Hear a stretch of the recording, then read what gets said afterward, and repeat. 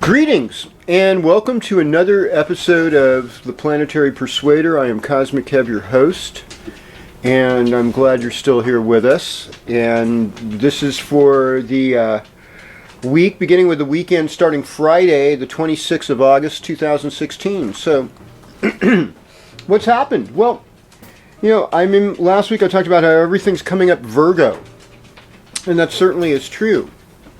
Now, last week, we had a full moon partial eclipse in the Vedic nakshatra of Dhanista, which is sub-ruled by Mars, but also in the sign of Aquarius, Saturn ruled. We have a Mars-Saturn conjunction that just took place a couple days ago.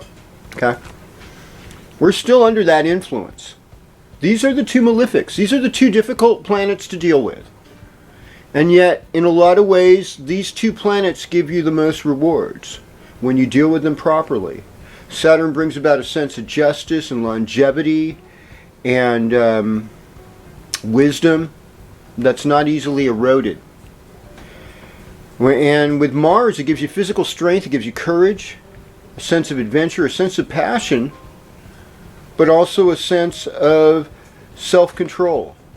And so these are things that we're trying to work with during this period.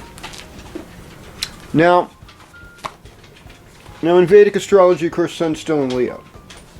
But in Western astrology, we consider this to be Virgo time. And so Virgo's a servant. Sometimes it's the handmaiden. Sometimes she has a bird on her shoulder.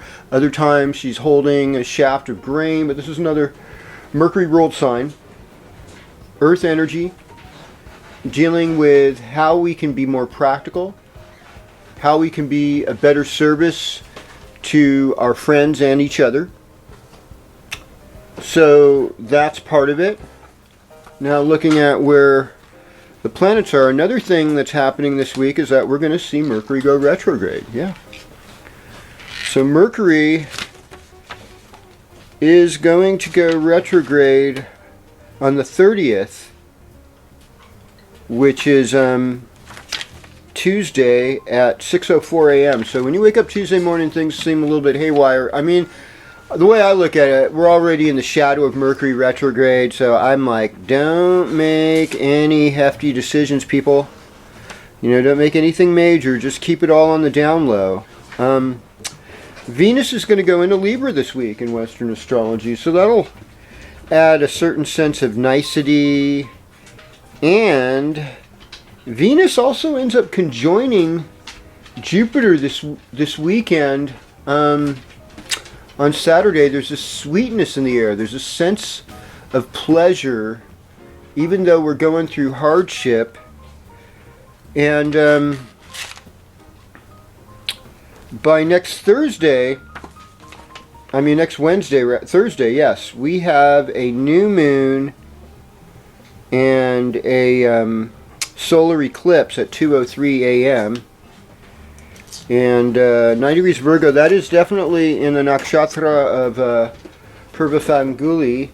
So Purva Falguni brings a lot of like entertainment vibe, and it brings sexual pleasure, and it's going to bring a light on things. You know, we always have to expect in those kind of Leo nakshatras where, you know, there's a new moon, which in Vedic astrology is a new moon, that there's going to be exposure. And if we want to look at Western astrology, we can say this Virgo new moon solar eclipse is like, we're going to take some critical analysis about this stuff.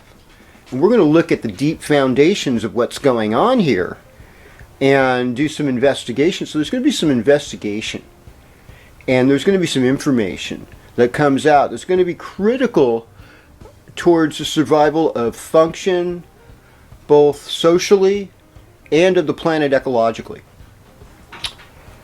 So that's really what we've got in store. So we're going to go just sign by sign right now and go with it on the Planetary Persuader. So